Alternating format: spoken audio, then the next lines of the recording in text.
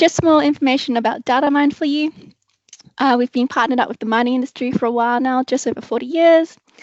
We have a very wide range of solutions across the mining value chain. We have customers over 100 countries and offices over in 20.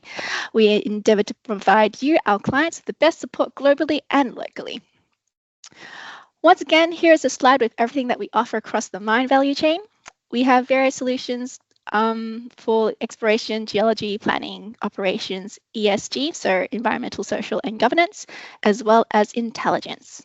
Studio RM Pro sits here in our geology suite, and it is a bundled offering of the 3 products: Studio RM, Supervisor, and a Status Neo. Studio RM 2.1 was released last week on Friday, so we've got a new version, and it's been out on the market for 4 days now. So there are some cool new updates, so please have a look if you have the time. This is the only solution we need to understand the value of our mineral resource. We've taken the best in breed approach with this product. We've used the best tools for the job. So these products obviously have some overlapping functions. However, we are here to highlight in a standard resource estimation workflow which product would be the best tool for the work required. Now, we are looking at week 3 of our webinar series, so we're already halfway there. Woo! And we're going to look at block modeling and grade estimation today. In the last couple of weeks, we have prepped our data. We've done some geological modeling. We've completed our EDA and variography last week in Supervisor, and this week we are back in Studio RM. Next week, we'll be looking at our model validation, where we'll use a combination of Studio RM and Supervisor. Then for week 5, we'll get into the simulations. That will be exciting. Effectively, we're saving the cool stuff till last. Regarding our resource workflow, we are in the middle of the workflow here. We're going to make our block model today, and we're also going to run our grade estimation. And then obviously we'll tick off and do our model validation and conditional simulation in the following weeks. So we are going to be block modeling today using Studio RM. Studio offers an automatic tool in order for us to generate nice block model prototypes that will be able to cover our desired areas in terms of wireframes, drill holes, and any other data we might have loaded in the 3D window, and that we would like our block model extents to be able to cover. We have a nice set of wireframe filling options, including the ability to fill multiple wireframes at once to create a volume model. And we have different subcelling options in order to achieve the best fill for our wireframes. One of the nice things about these block modeling steps here is that these steps can be recorded while we work away in the software, and they can be automated via a script or macro. Our macros are very popular with our resource estimation geologists, as they're quite easy to read and edit, as well as providing an audit trail for what we have done. Once we've made our volume model, we move into our grade estimation process. For that, we're going to be using our advanced estimation module. This advanced estimation module is included for everyone who has installed Studio RM2 and above. So if you're sitting on Studio RM 1.13, you won't have access to this. You need to be sitting on Studio 2.0. In the previous version of Studio RM, this was an additional module that you had to pay extra for, but with the GeoVariance acquisitions, it's now part of the package. With the advanced estimation module, I'm going to guide us through setting up, executing a set of estimations, and working with the enhanced options we now have. We have scenario management, where we can set up and change between multiple different scenarios. We can now set up soft boundary estimation. So previously, in the past, all our zonal controls were hard boundaries, and there were no soft boundary options. You could set it up, but it was a lot of hard work, so it's really easy to do now. We've incorporated DA angles along the way. So if this is technique that you use, it's now part of the interface. We won't be covering this in this webinar. We've actually had some new updates with the process in the latest release of Studio RM 2.1. So we'll be doing this in another another webinar later on, so stay tuned for that. We have all our classic univariate estimation techniques available, so nearest neighbor, inverse distance, ordinary Krige, and simple Krige. And now we can also run multivariate co-kriging estimations. We can now also generate more estimation statistics in the block model to help us understand the quality of the estimation. We've got customizable sector searches, similar to Octans, where you had 8 sectors, but now we're no longer tied to this, so it's quite dynamic. We've got the option to handle outliers by capping by a function of distance, where we can set high-grade samples to have a limited area of influence in the estimation, so high load yield estimations. Other things about the advanced estimation, the process behind it is called co-krige. It is multi-threaded, so this allows us to make use of all the cores in our computer. So if your computer has 8 cores, and before if you were running Estima, which was the old estimation process, and let's say it took you 16 hours to run, if you use co-krige, that same estimation would run 8 times faster because you've got that number of cores on your computer. So now if you ran that same estimation in co-krige and it took 16 hours, that would now only take 2. So there's a huge increase in speed here. So it really allows you to run lots of iterations of the estimation to figure out what parameters are best for that deposit. Again, this process can be automated. So this process, the advanced estimation process, can be recorded in a macro. All right, so I will get started with the demo. So where we left off last week was actually in Supervisor. So in through here. So sure, you all remember we pulled in our data and then we did variography in Supervisor. So I've actually gone back and modeled all the variograms for shear A and shear B for my silver, copper, and arsenic. I couldn't actually do any model variography in the intrusion. So when I set up the estimation for this demo, I'm not going to run ordinary kriging in the intrusion zone. I'm going to set it up as an inverse distance. So just as a refresher, this is our deposit here. So I'm sure you all remember that here is shear B. This is our shear A. Here is our intrusion, and I've just put in the topo for us to see. And we've got the composites loaded into the screen. And so these are the composites that are loaded into Supervisor and what we will use in the estimation themselves. Now, the nice thing about the estimation process, or the block modeling and estimation process, is that all the functions I'm going to use can be recorded. If we want to do that, all you have to do is go to Home, go to Macro, and hit Start Recording. I've already built a macro for this, so I won't record this process for the demo, but we'll have a look at it at the end. Now, in the process of creating our grade estimations, we're going to be creating 3 different types of models. We're going to be creating a proto model, so a prototype, a volume model, and a grade model. So the first model we're going to create is going to be our proton, so the prototype. This is effectively a shell, so it's effectively got the dimensions of the model, and we're going to use a tool called Create Auto Prototype. So that tool is in the model ribbon, and it's called Auto Prototype here.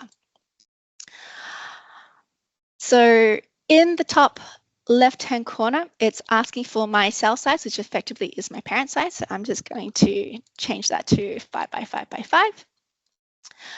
And the data that I've loaded in the 3D viewer is also been picked up by my auto prototype through here. What I'm going to do is I'm going to select all the data that I want my prototype to surround. So I'm going to choose all my wireframes and all my drill holes, and I'll just tick them up through there. What I will also do is I'm also going to add a buffer. So I'm going to add a buffer through here, and let's say if my parent block is 5 by 5 by 5, I want 3 kind of blocks in all my cardinal directions. I'm going to change that to 15. And once I've dialed this in, I'm just going to hit Fit Unrotated Prototype to Data and click Dynamic Preview so that I can see on the screen how my prototype has been designed. And you can see that it's covered all the data that I've loaded into the screen. That effectively looks ready to go. The only thing I will change to get this to look extra nice is to round out the coordinates here. So I'm going to change these just quickly so they're nice round numbers. And I can probably say that a lot of us, or a lot of geos, typically do this as well. And the number of cells, I'll just round them up so they're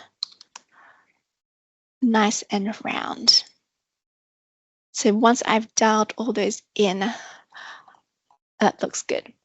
So right now I'm going to create a regular, or what some people might call a normal model. If you need to make an unrotated model, there's an option for that through here. So you simply tick rotated model and then put in your rotations, and then you can ask the software to create the rotated model if you need to. I'm just going to rename my model. So my output, I'm going to call that BM Proto.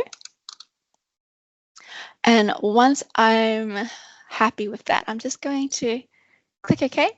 And in my command window, it should run. If I head over to my project files, I'll just minimize some things here. You can see that I now have a BM prototype.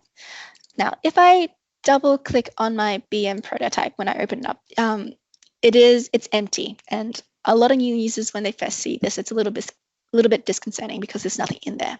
However, if we click the Files tab here while clicking on the block model proto, you can see that there's a series of defaults. So it's got my origin coordinates, my parent cell dimensions, and also the number of blocks in those cardinal directions.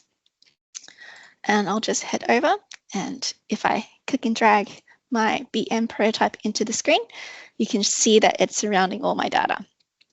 So that is currently valid and true. So right now I've just created an empty shell, so I've prepped it. The next thing I'm going to do is I'm going to use my prototype, and I'll just hide it for now.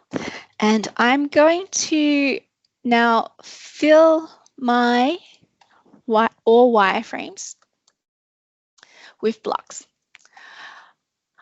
I'm going to fill the through all wireframes and create a waste model underneath the topography. Now, the waste models are pretty important, particularly in open pit environments, especially when the engineers are doing open pit optimization. We'll need our waste blocks. Some users add their waste blocks at the end of the process. There's no right way to do this. As long as you get the output that you're after at the end, everybody's happy. In the model ribbon, I'm going to use a tool here called Fill Wireframes. And this is a pretty powerful tool. So I'm going to select my prototype through here, so my BM Proto. And I'll choose each of the wireframes that I would like to fill. So I'm just going to hit plus, and I'll select the first one, which will be my topography. I'll fill them up by my zone, and all the wireframes we have in this data set have a special field called geology. That's going to be our zone code. So it will take the code from the wireframe and code it into the block model, and that's already embedded in the wireframe. I'm going to leave the plane as XY, as the Z direction is the one that is most variable because it is my topo. And I'm going to have it so it fills below because I'm going to use this to fill my waste blocks.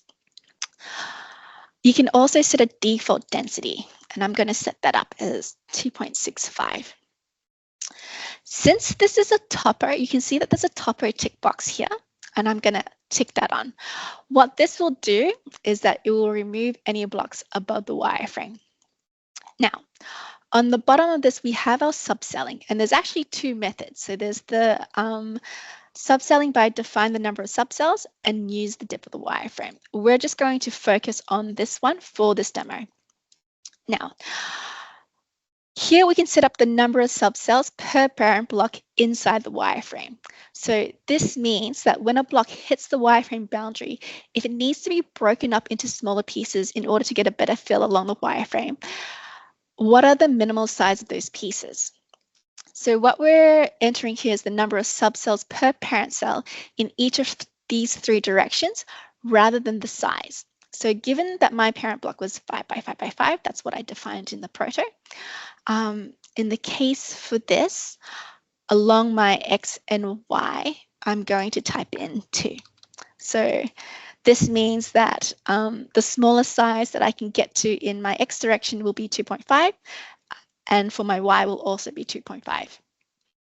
Now, when I selected the plane, I chose X, Y, and the cardinal direction that's not there, which is Z, is going to be the resolution direction. So this is typically the direction of most variable thickness. And the maths behind this when we use it is the parent cell divided by the resolution number. So if I type 20 in the Z resolution, effectively I'm going 5 divided by 20, and that means my smallest block size can be 25 centimeters. You can take this up to any number. So if I actually typed in 100, it will actually let that subcell get quite small. So you actually do get to a very tight fill because you're letting the subcells go to that dimension. Typically, we see large numbers used here for narrow vein deposits because there are deposits out there where the ore body might only be 3-4 centimeters thick. The resolution can only be used in one direction, and as I said, that's defined by the plane. So in the drop-down, the direction that does not appear here is the resolution direction. So let's say I'm happy with the parameters that I've put for my waste blocks. I'll now set it up and fill up the other wireframes. I've already set this up, so I'm going to actually load what I did previously, so it just makes the demo go a little bit quicker, so we can maybe go home.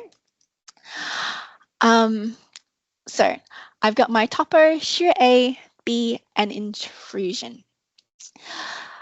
List order is important. So the wireframe listed below, so if there is an overlap between the one above, so if there was an overlap between shear B and intrusion, the one below stamps on top.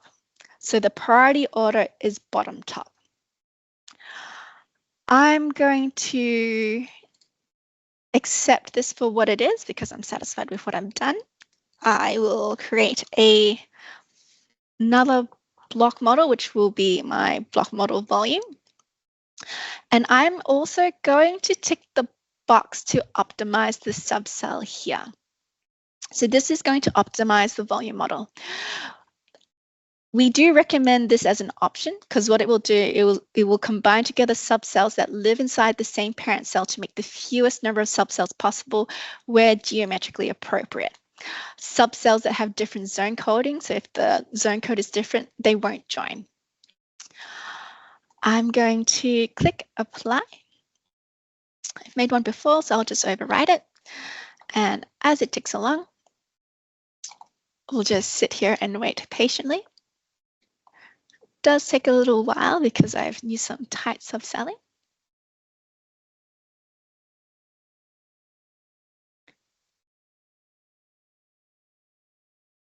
But once that's finally done, we'll load it into the screen and have a look at what's going on. This is where we should have some elevator music, like oh no, it's done. Cool. I'm going to go over to my project tree. I have my block model volume, so I've just opened it up and you can see in through here my density has been coded up, and you can also see that my cell dimensions are changing accordingly. And if I click and load into the screen, I'll just go to the format ribbon and click this button here. This will change my wireframes to strings. You can see that I've subcelled accordingly, and there's, with the parameters I've chosen, I've actually have a really tight fill and quite small blocks along the boundaries of my wireframes because that's what I've wanted. So at this stage, most clients will do volume validation between the wireframe and the block model. So to get the block model volume, we actually just use ton grad. So if we go to the report ribbon and hit ton and grade, and I'll just hit restore, all I've done is in the fields, I've just selected my zone, which is geology. And also I have density in this. I've put in density and I've run this. I'm just going to click cancel because I've run this already. But the output for ton grad for my block model will look like this. So I've got my volume, I've got my density, and I also have my tons. I want to compare it to the volume of my wireframe. So there's a handful of tools for that. So in the wireframe ribbon, we can go to operations. You can click this button here, and this will calculate volume. If you want to macro it, if you hit the drop down, you'll get volume trival. So I'm going to hit restore. So I've actually combined all my wireframes into one, and I wanted to produce a volume report, and obviously geology is my zone. And if I ran this one, and I've run it previously, so let me open one that I've done before, you'll get the volume here. So obviously you can calculate the percentage difference to see if it's in with an acceptable range limit for your deposit. All right. We've created our proto model. We've created our volume model. So now we can move along and do our grade estimation.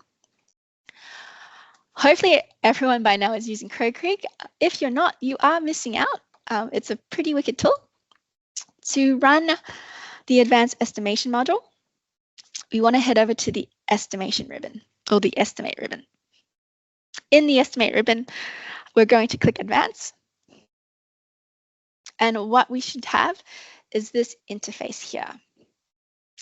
I'm going to click use supervisor for variography and KNA because that's what we've done. And what it will do, it'll just strip it down. So we only have the tabs that we need to work through in order to set up our estimation. One of the nice features is that we have the scenario set up. This means if I have a scenario, like I've set this up, and let's say I've set it up multiple ways, I can save each scenario. And if I exported my scenario, so if I went off and export this and I gave it to a colleague, the only thing that, I'll just cancel this, the only thing that my colleague would need would be that file that I exported and the composite file and the input file. And if they have all those three things, they can replicate exactly what I've done in Studio RM. Really useful if you're updating models. So let's say that you ran a model last year and you're rerunning it again. If you saved all those files, you can suck them back in and see exactly what we've done. All right. I've just created, so in through here, I've created a new scenario, so it's brand new and fresh. And the next thing I'm going to do, because we'll just follow down the line, is select samples. So in through here, I've selected my drill hole file, which is my Pandora comps.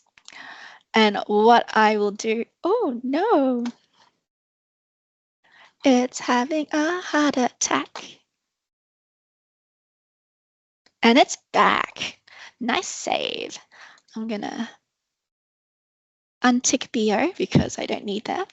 But here we select the elements that we want to estimate. So there is my silver, arsenic, and my copper, and also my zone, which is my geology through here. If you want to utilize your max key, you define it in 2 spots. So here in hole ID, we're going to pick the borehole ID as the max key. So those that don't know, what a max key field is that if you have set up an estimation and you want to ensure that in the estimation run, you're not taking too many samples from a drill hole. So let's say that in your search you have you're saying this block can see between 3 to 6 samples, but you want to make sure that the 6 samples don't come from the same drill hole. You would, in sample analysis, define the unique value to tie itself to, which is the drill hole name. And later on in the parameter files, you will then dictate how many samples it's allowed to see from one particular drill hole. So we could set up a max key of 2, and that would mean that when it's searching for samples, it will only ever take 2 samples from the drill hole, and then it must move on to find samples somewhere else. This is a bit of a declustering technique, so it ensures that your estimation isn't biased to a singular hole or anything like that. All right. After we've selected our samples, chosen our zone and the assays that we want to estimate, through here, I'm just going to clear the list. This is where we actually prep the data to set up for a soft boundary estimation. So for example, if I want my intrusion, so let's say when I'm estimating intrusion, and my intrusion is next to my shear A, I wanted the intrusion estimation to see samples from shear A.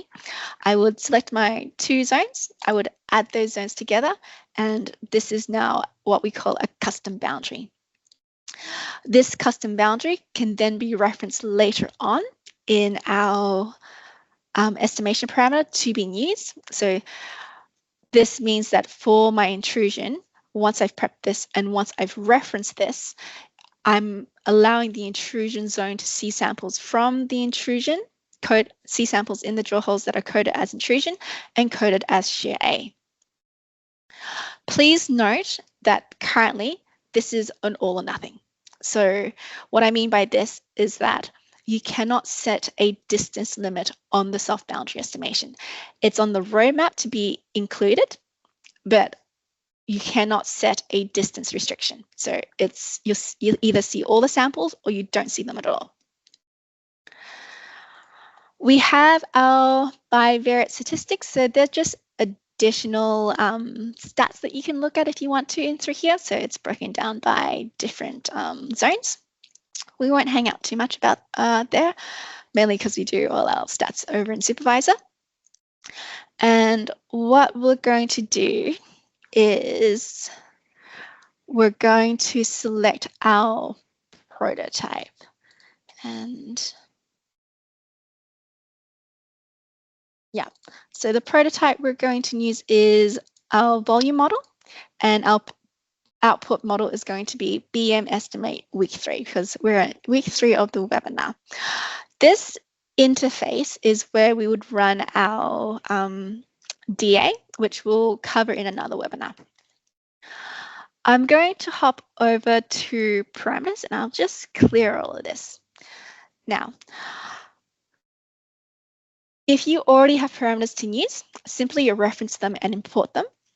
If you are initially sitting in Estima and you are going to come over to Code Creek, you can actually reference your Estima parameter files and import them in, and then you'll have to go through and fix them up.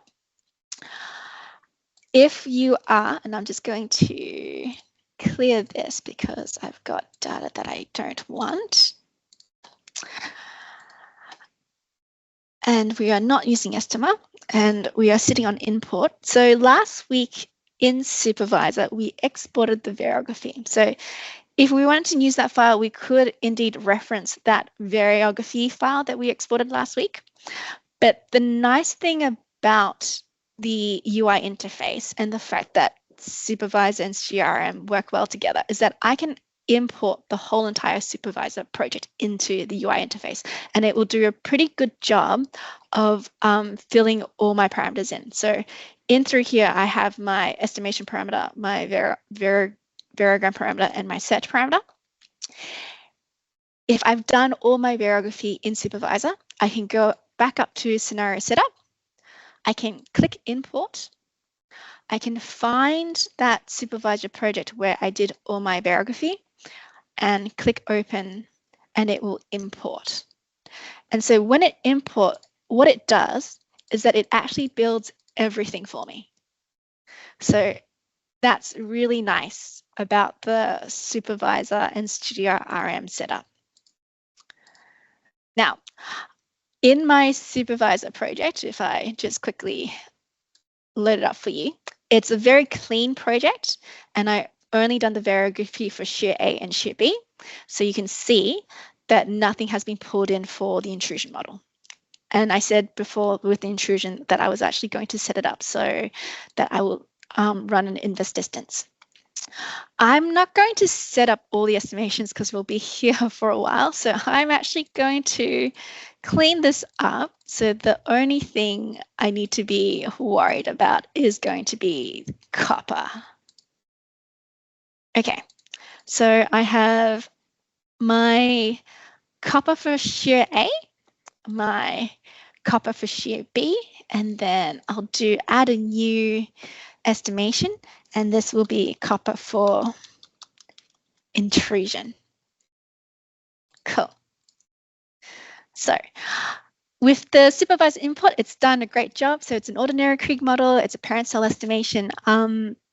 The unique thing about CodeKrige is that the cell discretization is unique to every estimation, so you can change this accordingly. Another thing is that we've got a lot of outputs that we can use. I'm going to just highlight two things. If you're running an ordinary Krige estimation, obviously you're always interested in the Krige variance and the slope of regression, just to see how well your estimation has performed. So in the interface, if I click Krige efficiency, notice how the variance pops up as well. And if I click slope of regression, notice how the variance of Z star and the covariance of Z and Z star also appear. So to get your Krige efficiency and slope of regression, you need to ensure that you are also exporting these fields out in your estimation. If you do not have these fields because they're dependent on each other, you will not get your Krige efficiency or slope of regression. So in through here, let's just spit out a bunch of other things. So my number of samples, number of holes, and my transformed might not. Actually, that's not necessary, but let's say I'm interested in my average distance and my search volume. I'm going to pop over to shear B and do the same thing. Get my slope of regression, my Krige efficiency, average distance, and search volume. Now, I'm going to pop over to my intrusion for my copper, and this is an inverse distance. So I'm going to switch the estimation type. It will be a power of 2. I'll keep it as a parent cell, and I will estimate copper, and it will be this zone. Obviously, because this is an inverse distance, I don't have too many outputs that I need, so I'm just going to spit out the ones that I'm most interested in. And before I was saying that with the intrusion, I was going to set it up so that it will have a soft boundary estimation. So remember, in custom zones, I joined shear A and intrusion zones together, and that's what I want to use. So if I click this and reference my zone, this now means that the soft boundary component is in play. If I pop over to my variography, it will match up my elements and my zone because that's how it was set up in supervisor. And obviously the copper intrusion, it's an inverse distance estimation, so it doesn't need to have a variogram model. Once I'm done with that, I can now go down to define searches. So this is taking the search for all the search distances are taken from the ranges that were defined in the supervisor project. So if you've nailed it in the supervisor project, typically everything comes in quite nicely. So this one is this one here, so 260/30, and shear B is 150/130. So let's have a look at what our search parameters look like in our advanced estimation UI. So this should look quite familiar with everybody. So here's the size of the ellipse, our rotations. The nice thing about this is that we have a component where if you click this button and click somewhere on the screen, so this was shear A, and you hit display ellipse, it will actually take all the data that you have in your ellipse in your UI and display it on the screen. And if I just go to format and hide, and this was a shear A, you can obviously sit and display and see if the ellipse is behaving the way that you want it to behave. I will get rid of that because I currently do not need it. All right. So the next component we're going to look at in our search is the number of the sample number limits. To change, obviously, this is where we put in our minimum and maximum number of samples. So I'll just dial that down to 3 and 10 and apply. Oh, that should not be a problem. Oh, yep. And so if I wanted to add another ellipse, so the size factor is just going to be 2 times whatever my range is. You can do increments. I can do like 1.5 if I wanted to. Let's see that. And let's say the number of samples is 10. So I can add that in there. And I'll just do one more just to make it nice and round. And I'll do 1 and 3. Now, in Estimate, you could only do up to 3 searches. In the advanced estimation module, you can do more. I think you can do up to 9. Why you would want to do 9, who knows, but you can. The options are endless. So we were talking about the max key before. Now, we defined what we were going to limit by ID, which is the borehole ID. And if you wanted to define the actual number, it's in through here. So if I go 3, it means that for zone A, when a block is looking for samples, it will only pull in 3 samples from a drill hole before it has to go somewhere else. So that's the maximum that it can take from that drill hole. The next component we're going to look at is sectors. So previously and commercially in most other software packages, you can use octants where you force the search to find samples in particular quadrants. And usually you can only do it via an octant search, so 8. We are no longer limited to that. We actually can make as many or as little octants as we want, segments that we want. So we don't call them octants here, we call them segments. If you want to replicate an octant search, you would enable this.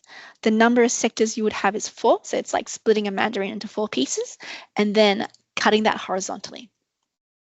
So this is, so the total number of sectors is 8. And so that's a classic octant search. You could, in fact, change it to whatever you want.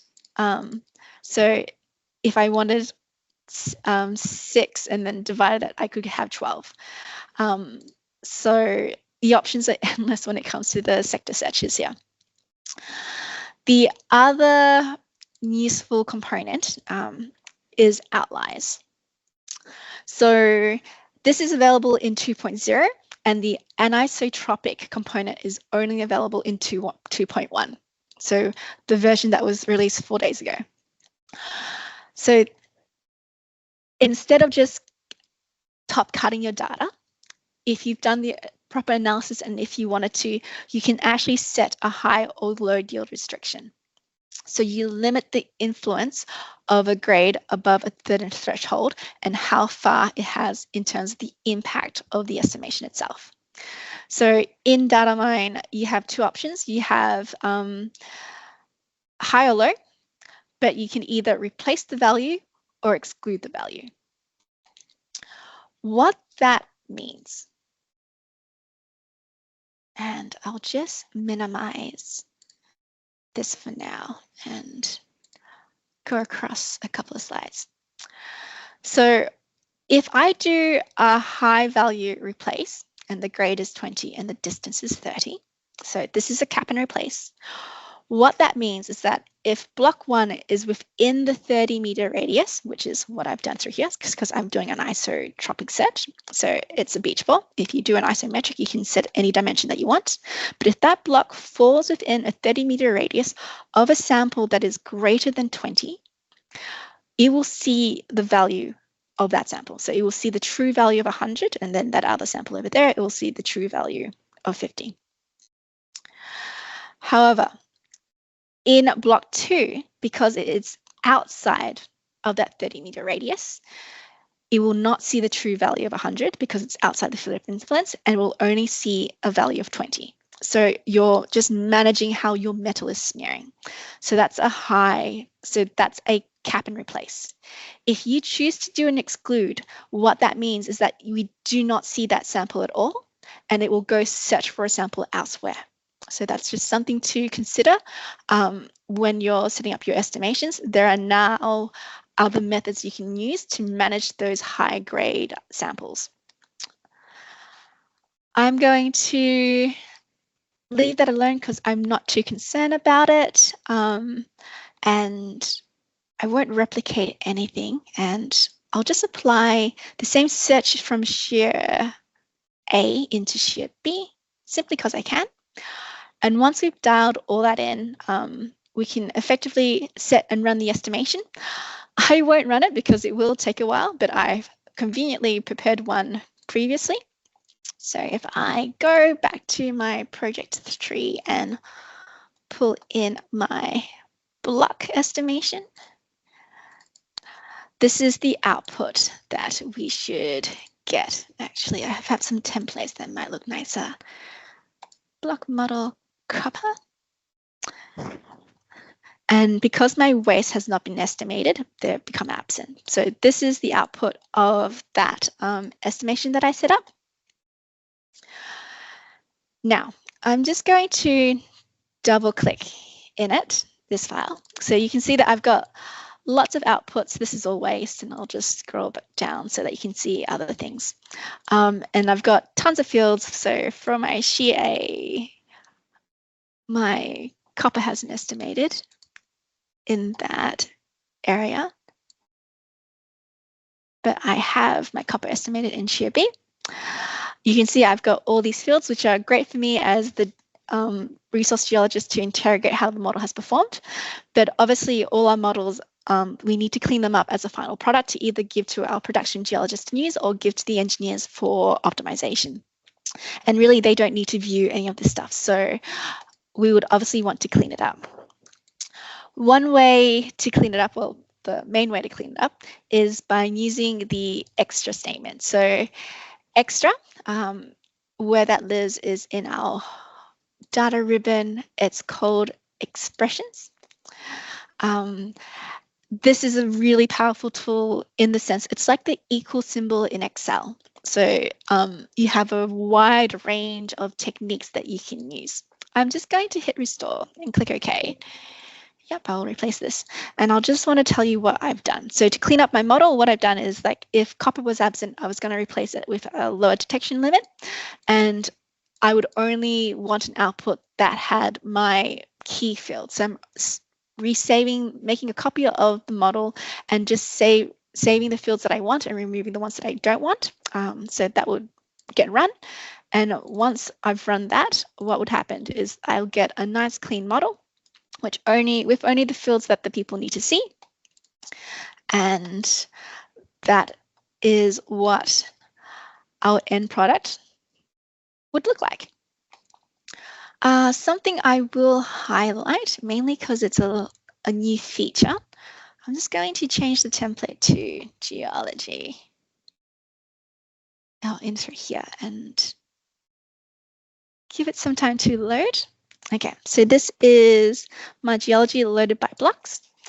In my format ribbon, I've always had this tool here, which will toggle wireframe between a solid and a string. And we've made the same thing, but for block models. So now we can toggle our block models between blocks and sections.